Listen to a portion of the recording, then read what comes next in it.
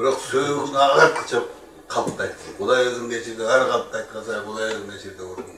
Акыркы убакта интернетте Азимбек Бекназаровдун видеолору желдей тарап, ар кимге ар кандай ойлорду жаратты. Ал Тургай улуттук коопсуздук мамлекеттик комитети аталган аудио тасма тууралуу экспертиза жүргүзүп, анын жасалма экендигин билдирип, сотто жалган көрсөтмө берген деп кылмыш ишин козгоду. Андыктан Азимбек Бекназаров Текебаевдин сотунда эмнелерди айтты?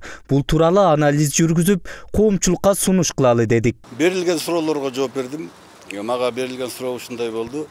Текебаев бир нече убактылуу өкмөттүн мүчөлөрүн, мисалы Чотоновду, Абдулдаевди, Шыкмаматовдарды дайындашка укугу бар беле деп. Мен юридикалык правовой жактан айттым, анын эч кандай укугу жок. Анткени биз андай кадр маселелерди убактылуу өкмөттүн көпчүлүгү чечишибиз, назначать этчи, аткарчы, токтомго кол койчу Отунбаева деп. Текебаевдин айкы тиешеси жок. Мамлекеттик айыптоочулар Өмүрбек Текебаев менен Дүйшөнкул Чотоновду 2010 жылы Мегакомду сатуу үчүн Россиянын жараны Леонид Маевскийден $1 миллион пара алган деп айыптап жатышат. Азимбек Бекназаров сотто көрсөтмө берип жатып, Мегакомдун айланасындагы ызы чууларга Текебаев менен Чотоновдун тиешеси жок экендигин айткан. 49% никакой Текебаевдин тиешеси жок. Никакой Чотоновдун тиешеси жок. Эгерде ошол 49%-ин улутташтыруу боюнча жоопко тартам десе, убактылуу өкмөттүн ичинде мени тартсын.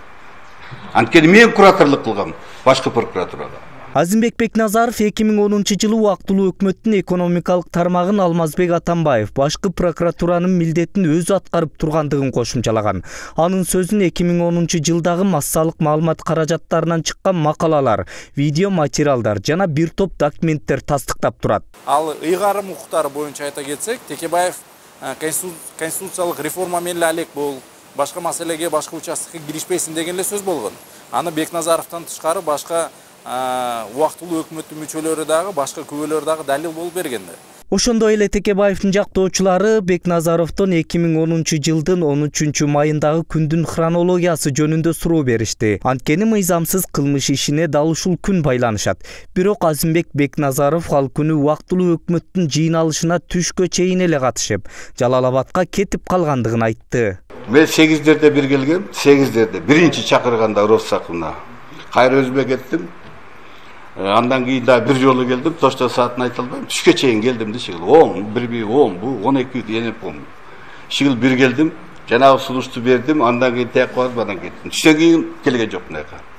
Маевский өз көрсөтмөсүндө 2010 жылдын 13 майында саат 17:30 чамасында Текебаев менен Супара ресторанында жолуккамын деп айтып жатат. Ал эми Бекназаров түштөн кийин Жалал Абадка кеттим деп айтып жатат. Демек Бекназаровдун көрсөтмөсү айыпталуучуларга укуктук жактан пайдасы болгон эмес. Бекназаров өзү мисал үчүн Текебаев менен Чотоновдун пайдасына эчтеке айткан жокту.